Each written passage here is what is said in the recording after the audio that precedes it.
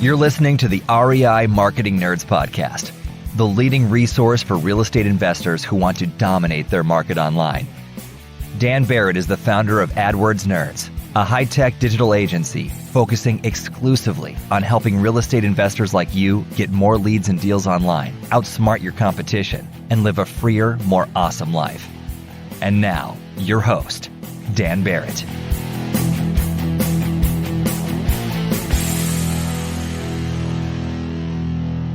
All right. Hello, everybody. Welcome to this week's REI Marketing Nerds podcast. As always, this is Daniel Barrett here from AdWordsNerds.com. How are you? Hope you are having an awesome day, an awesome week, an awesome month, an awesome year.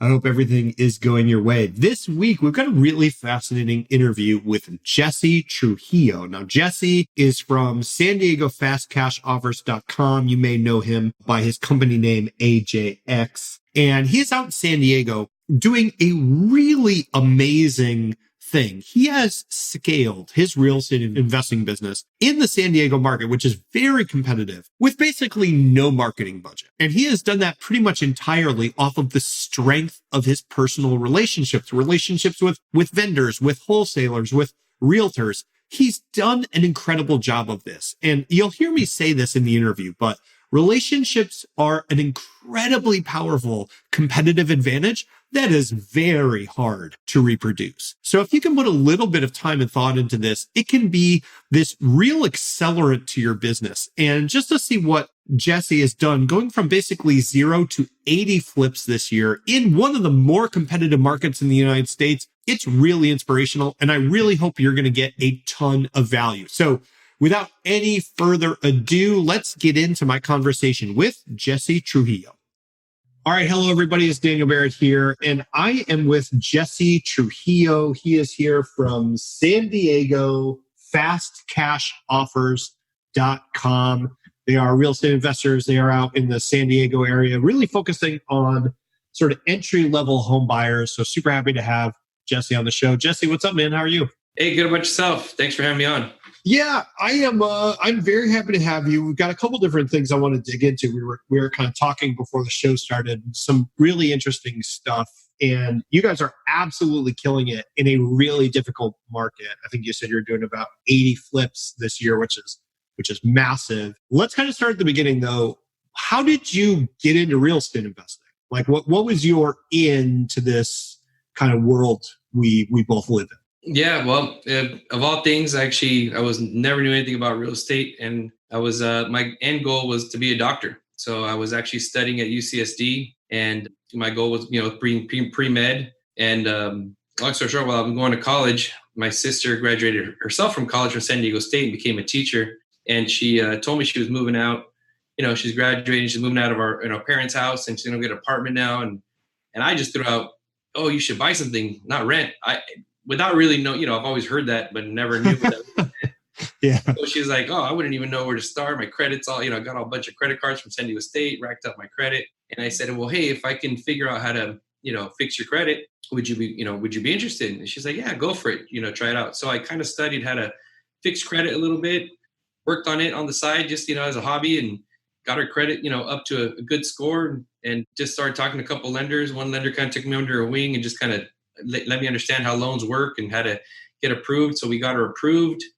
Super excited. We found her a condo by our parents' house, a 3-bedroom condo that at the end of the day, after she would have to rent 2 rooms, but she'd be paying like $200, in rent, Wow. for her mortgage. So she went for it. We got it accepted. We closed. I think I was more excited than she was. And it's all she wrote. When it closed, it was like I don't know how to explain it. It was like the best hobby ever, for me was a rush.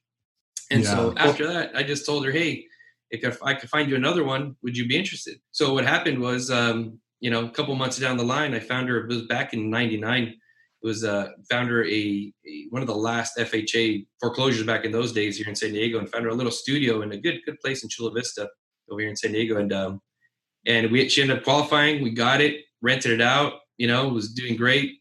By the time I knew it, I was buying one for her every couple months. So after a while, she got, I think it was like 8 to 10 rentals But what happened is, being the brother that kind of got her into it, I was a property manager. So I got into property management, whether I liked it or not, while I'm going to school. And it just became too much. It became too much. And I told my sister, hey, either you get a property management company or you sell them, and she just pretty much said, you know what, Jesse, just go ahead and sell them all. So what that did is, so we started selling them. The market had gone up. I saw something that even made it more interesting to me is I saw the profits she was making as we were selling these properties after she held them for a while. And I was like, wow, there's something here. That's something that I like. It's not only was it a hobby, but now it's something that could produce money. And so it opened my mind to a whole different world. Then after we sold all those, I did my own first one. As I'm going to school, I bought a little studio as well. And what I did was I literally bought it, and I was there painting at night with one book in one hand and a paintbrush in the other, changing light sockets and getting electrocuted a little bit, not knowing what I was doing. But anyways, I flipped that first one. Back in those days, I made $5,000, I remember, was my profit. But for me, back in those days, as a starving student, $5,000 for something that I loved was huge. And really, that's all it took. So, back then I started doing little by little. I did one here, one there, and did some kind of just jointly with family. And we liked it. We liked it a lot. And as I was still going to school, I actually worked at a laboratory, UCSD Medical Center, and I worked my way up. And so of all things, funny people always ask me, what did you used to do before? So I was actually a head surgeon for this laboratory, and then working with a lot of perinatal doctors that are very well known actually here in San Diego now. And back then, just they knew what I was doing. And I heard it from a couple. They said on different occasions, they said, hey, Jesse, man, if I could do what you're doing right now with flipping these properties, I would love to have done that instead of becoming a doctor. And I heard it from 2 or 3 of them on different occasions, from just separate conversations in different ways. And it really stayed with me because they said it's not what it used to be anymore. Yes, it's about helping people, but so much insurance is involved, so much bureaucracies. It's not as easy as you'd want it to be. And it really just stuck with me because that was my end goal, to be a doctor and help people. But we all know, right? Being a doctor, you never stop studying. School is never ending in something like that. And, you could be there late at nights or all night, and, depending on the type of doctor you are. And so it just kind of really stayed with me for a while. And it kind of, I made the decision. I left it in 2006. Like in 2006, I left the laboratory manager job, and I just went for it on my own and just started flipping houses. I said, I'm going to go for it. So I left the school. I left the laboratory, started flipping houses. Then good old 2008 came around. And back then I was doing, for me, high-end homes in the 600s-700s. And the market crashed and took everything away from me. I literally lost everything I had, lost everything and more, from it. But the only thing I learned from it is you got to, I had to make a decision. I told my wife at the time, I said, hey, either I go back to school and, go back and just be a doctor, or I keep trying to see, let's see where the dust settles after this whole, recession and with the market crashing and us being broke. We had nowhere else to go except for up. So I kind of told her, hey, let's, she kind of just said, you know what, do whatever your heart says. And she trusted me. And I said, okay, well, I'm going to stick with it. And didn't do anything for a year or two. In 2009, I did one property, and it made, I think, like $60,000. And with that $60,000, I did 20 flips in 2010. And pretty much all by myself, with a little bit of my dad's help, kind of helped me out with some of these properties. And then 2011, I brought my cousin aboard, name's Miguel. And since then, we've been growing just, 20, 30 properties a year. And then that's kind of where we're at now.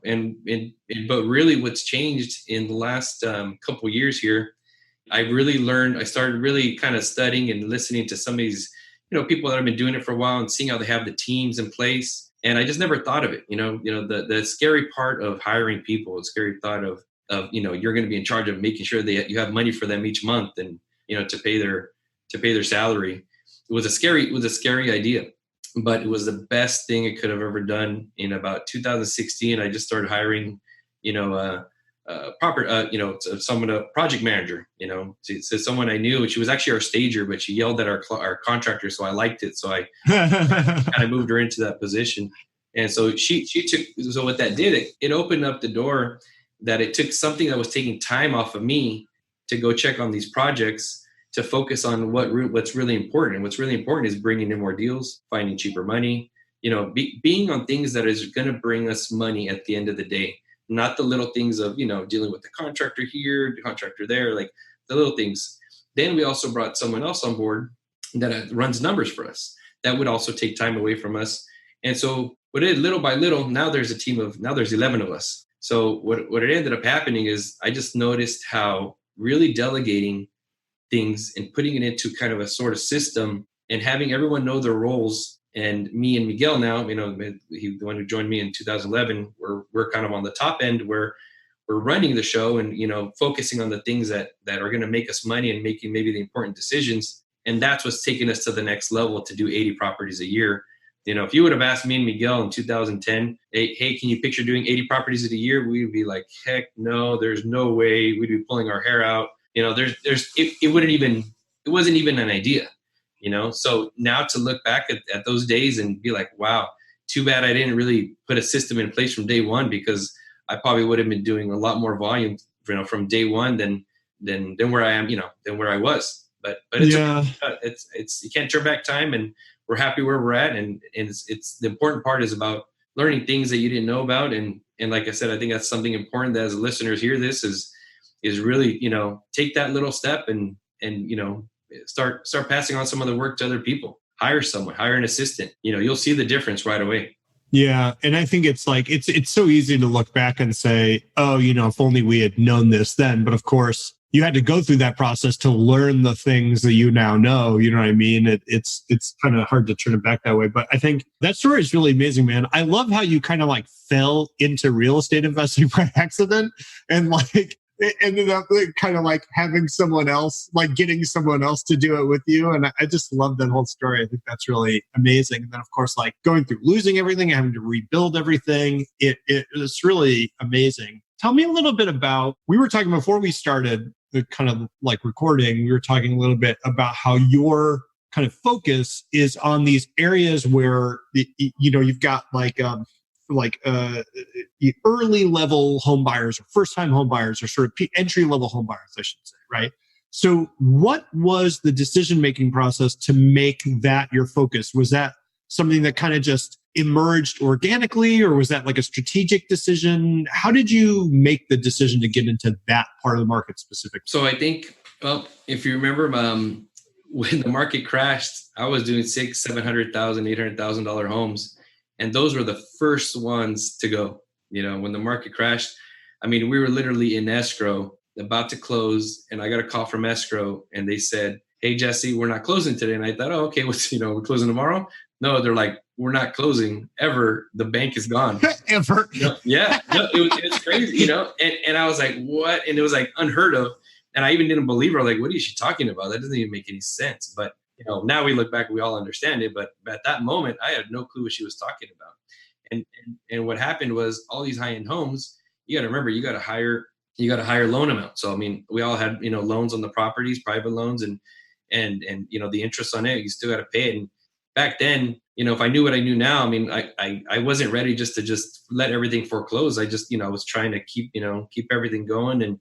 But we were paying 50 to 60,000 in mortgages a month, and I kept it going for a very long time. But all that really did was leave me broke at the end of the day. And I ended up short selling and foreclosing on all of them, So what that did to me when I restarted, I told myself, okay, what's a safer way to do this in case something else happens in the future, right? Could I have refinanced those and rented them? Yes, but the rents wouldn't have paid anywhere close to what the mortgages were. So it really stuck in my mind of, okay, so when you start up again, you're going to start on the bottom. You're going to start with these properties that we know are affordable, that there's a lot more buyers for, that are really like, especially here in San Diego, we got such a military presence with the Marines and the Navy. There's a lot of VA home buyers that come in and they just want something entry level while they're here in town and working in town. So it was something that really just kind of stood out with me. And I just thought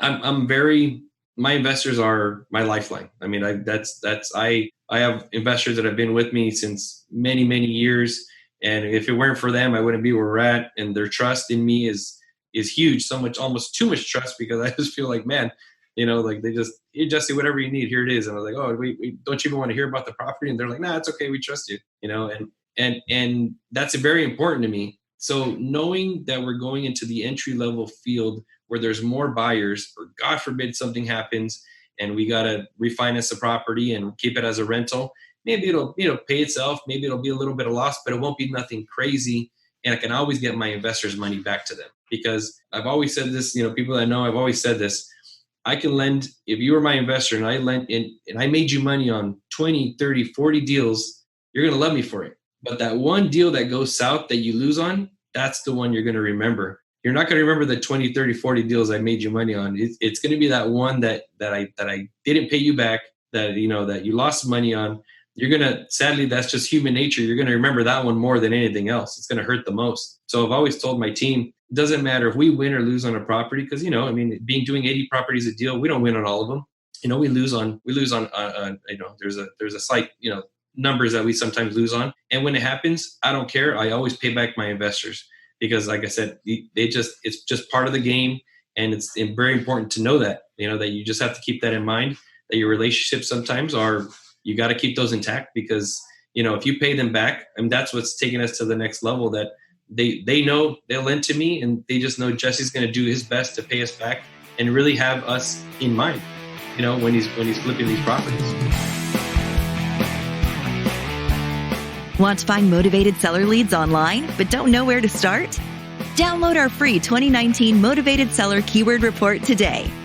AdWords nerds have spent over $5 million this year researching the most profitable keywords for finding motivated seller leads. And you can grab these exact keywords when you download our report at www.adwordsnerds.com/keywords.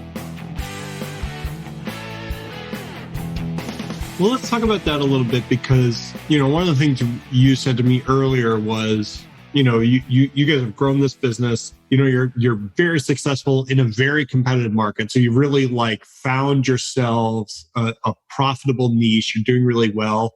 One of the things you said to me was you've barely had a marketing budget that entire time, because most of the business you get through these relationships that you form with people in your market. So can you kind of talk a little bit about that?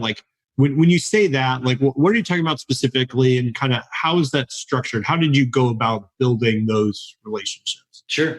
Yeah. So, it's really just little by little, especially in the beginning. It was in the beginning kind of started with agents. When I'd go there and meet up with them at the properties, and they'd meet me, and I really didn't have a track record, to be honest. It was just kind of a little bit of, I've done a couple here and there, but didn't have anything behind me that was just super impressive. And it's just really talking to them and just being upfront with them. Not just, what I've learned is very important is you really just be upfront, be open. And I would tell them, hey, look, this is one of my first flips I've done, in a while, but I'm going to close it for you. And here's my lender, and I can give you the information. You can talk to them, and really it's just building that rapport with them. Like anything else. And I think they respected the fact that I would tell them, be honest with them, and not say, oh yeah, I'm going to close this in 10 days and not go through with it, and so little by little, as we started going, I saw the importance of that. And as we dealt with these agents, I think they've always come back and they said, Jesse, I'm going with you because you do what you say, and that's really, really been something that I pass on to my team, is hey guys, whatever we say, we do, and there's an example. There's an example actually this year that we bought a property from an agent we know that's sent us several deals. And he had other investors, and he just wanted to go with us because he knew that, we were going to close it. To be honest, we were off on our numbers. We offered way too much. And I remember our team, we had our meeting, we looked at it, and I just looked at him and he said, we're going to close it. We probably won't make any money on this. We might even lose some money on this, but our relationship with this agent is so important. And our word, is everything, that we're just going to close it and cross our fingers. Maybe we'll make money. Maybe we won't, but there's a good chance we're probably not. But it's just part of the game, because relationships are so important that once you burn yourself with them once, it's kind of the same thing as investors. You burn yourself with one agent one day on one deal, and they're probably not going to want to give you another deal anytime soon. They're going to go to the other investors. You got to remember, it's so competitive, especially here in San Diego. There's so many investors that they got enough to choose from, so it's just takes that one deal that you break your promise or do something that they didn't like or play games, that they won't even ever, think of you for any other future deals ever in your whole career. So that's how we just kind of grew it. And little by little, it said with agents, and same thing with wholesalers. With wholesalers, we got a lot of deals from wholesalers, and there's actually quite a bit of wholesalers here in San Diego that we know that sometimes they don't even give it to, they don't even blast it out anymore. They just said, I'd rather just work with you, Jesse, because you're just going to do what you say, and you try to, you're upfront, and you don't try to, you try to go aggressive on your numbers and make it a win-win for everyone. And so they respect that, and that's what I think has got us to that point. Yeah, it's interesting to think about.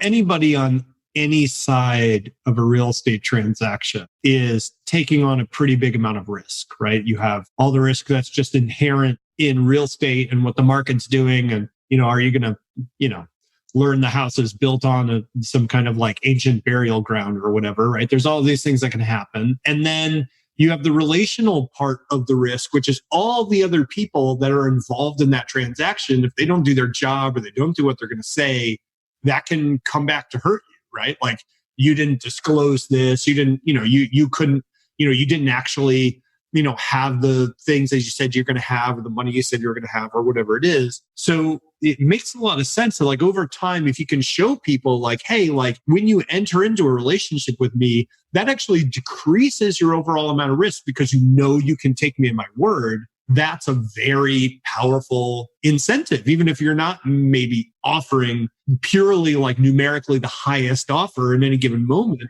People know they're taking on less risk.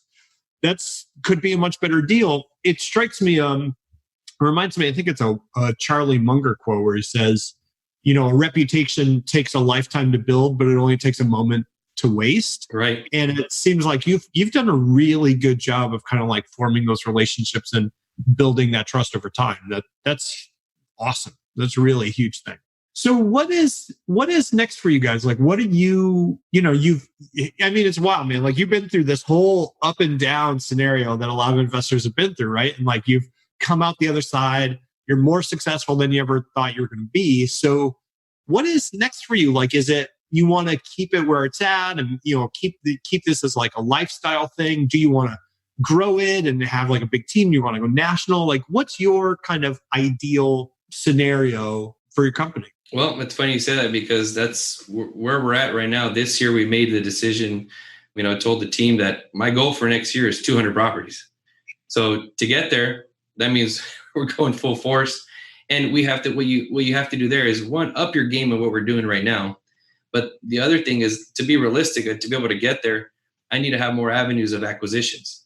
So what I'm doing now is I'm bringing in, obviously with your guys' assistance, the Google AdWords, SEO. I'm also doing mailers. So now I'm getting into the marketing side. That's something new for us and that we've been dabbling in for the last couple months. And now we're saying 2020 is our year and we're going to go all out and have people that help us and let's build that side. So we're actually been building a team. I've just kind of hired an acquisitions manager. We're literally about to hire a lead manager and we finally got the phone ringing now. So, which is great. And we got leads coming in. So it's something new for us.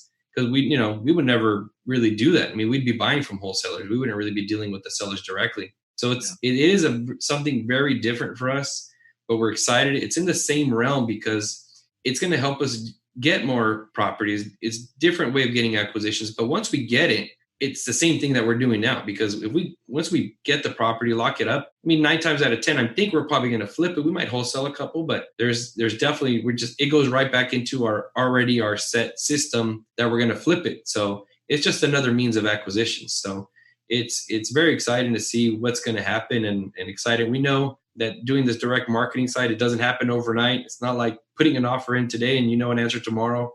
It's something, you got to nurture these leads. It's going to take a while. So it's for someone that's a little impatient like I am, it's definitely practicing my patience and knowing that, it takes time and you're going to build it. And, you would know better than most of what, what it takes. It's not an overnight deal. It's something that you have to kind of nurture and be patient and get it to a point where it's a machine where then, maybe 6 to 8 months down the line, I know then we have that steady flow of leads coming in that you've been working. Some are going to be quick, some are going to be slow. But if you have that steady flow from 6 months ago, I mean, you're going to have leads every month. It's not going to be a problem. So it's really getting to that point and using the systems that I see others use, and let's give it a shot. So that's kind of where we're going. That's where we're heading, and we're growing the team, and we're trying to get to that 200 mark. That's awesome. Yeah, I think, you're exactly right, man. Even when you get it set up, there's always something that's going to need work. So, I think it's one of those things where you either dedicate the time and effort to it yourself, or you, like you said, like you work with someone, you bring people on the team that can help you with that stuff. It's, all I do is ads all day, basically. Like all I do is marketing, but I'm still going to end up paying somebody to do my own ads because I'm like, I just can't handle it. You know what I mean? Like I can't handle that and everything else. So, I think you guys are so uniquely positioned too, because you have those relationships. So leveraging those relationships in some way where even if it's like, hey, like you link to my website, I'll link to your website, or like, hey, like doing something like this podcast, right? Or, doing interviews on your website with people from your market and kind of like building their visibility. When you do what you've done, which is build this strong network of local relationships, that's a huge competitive advantage that other investors almost never put the time into. And I think you guys have just done an amazing job. Everyone who's listening to this podcast, I really highly suggest you go and check Jesse's website out. So you can check out his website. It's SanDiegoFastCashOffers.com. Go look them up. They've done a fantastic job of kind of setting this stuff up. And like I said, you can kind of ask around his local market. Everybody that works with them, they have such a high opinion of them. And again, that's an incredible competitive advantage that's almost impossible to copy. So Jesse, I think you guys are crushing it. And I'm just super happy that you came on the show. Super happy to have the chance to work with you. And I just want to say thank you for sharing your story with our audience. It was awesome. Yeah, of course. No, thank you very much for having me on here. We appreciate it. Thanks for checking out my conversation this week with Jesse Trujillo from SanDiegoFastCashOffers.com. As always, if you want the show notes, and I'm going to link to a couple of Jesse's websites as well as his Facebook page, if you want to get in touch with him, you can find the show notes for this episode and all our other episodes at AdWordsNerds.com/podcast. And look, if you are not a member of our free Facebook group, what are you doing? What are you doing? It's the best group there is on the internet for real estate investors. We put trainings in there. I'm live in there every single day doing, Q&A every week. It's an amazing community. And you can get to that place by going to AdWordsNerds.com/group. That's AdWordsNerds.com/group. You'll be forwarded to the REI Marketing Nerds Facebook group. Really amazing people in there and tons of free value and education for real estate investors that want to do more leads and deals online. I am stumbling all over myself today. It is time for me to cut this short. So I will see you guys next week. Hope you're having an awesome time. This is Daniel Barrett signing off.